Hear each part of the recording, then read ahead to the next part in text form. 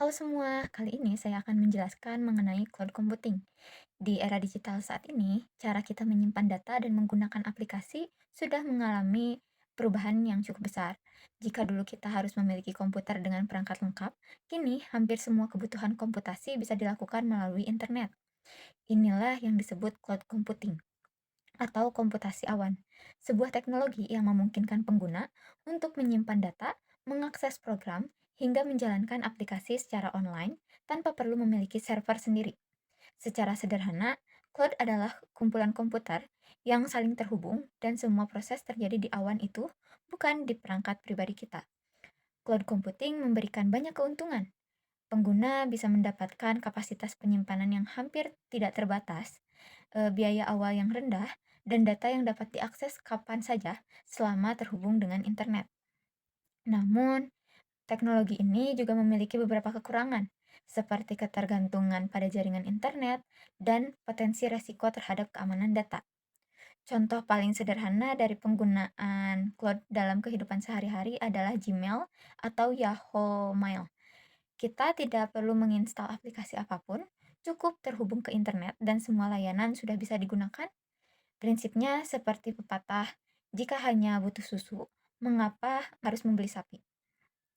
Agar suatu layanan dapat disebut cloud computing, ada beberapa syarat penting yang harus dipenuhi.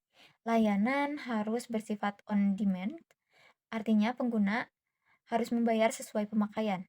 Layanan juga harus elastis, dapat menambah atau mengurangi kapasitas kapan saja. Selain itu, seluruh pengelolaan sistem dilakukan oleh penyedia layanan, sehingga pengguna cukup menyiapkan laptop atau ponsel dan koneksi internet. Cloud computing juga memiliki tiga jenis layanan utama. Pertama, software as a service, yaitu layanan software siap pakai seperti Google Docs, Office 365, atau Gmail.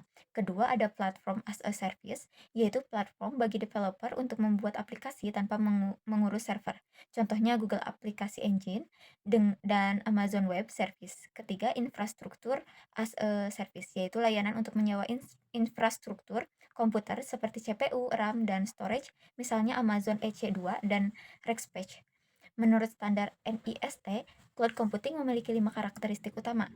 Kesatu, ada sumber daya terpusat. Kedua, layanan mandiri. Ketiga, akses luas dari berbagai perangkat. Keempat, kemampuan elastis. Dan yang terakhir, penggunaan yang terukur.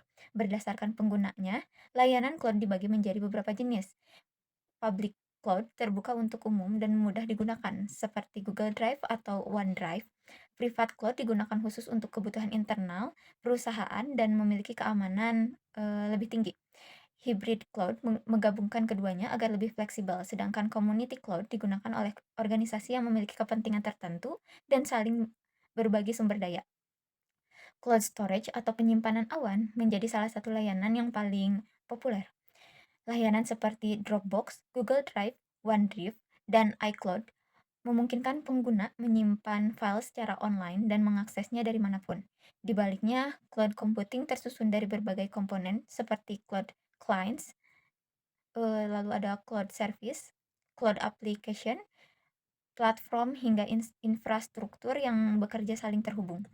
Berbagai perusahaan besar juga memanfaatkan cloud untuk mengelola beban kerja dan aplikasi mereka, seperti Vblock, IBM VM Control, Windows Azure, hingga Google Cloud. Meski menawarkan banyak kemudahan, cloud computing tetap memiliki resiko yang perlu diperhatikan. Masalah yang sering muncul meliputi ketidakpastian kualitas layanan, isi privasi data, hingga kepatuhan terhadap regulasi. Selain itu, ada pertanyaan mengenai kepemilikan data serta kesulitan memindahkan data jika suatu saat ingin berpindah layanan. Karena itu, pengguna maupun perusahaan harus cermat dalam memilih penyedia layanan cloud serta memahami keamanan dan kebijakan yang berlaku. Sekian pemaparan materi yang saya jelaskan. Mohon maaf jika masih ada kurangnya. Wassalamualaikum warahmatullahi wabarakatuh.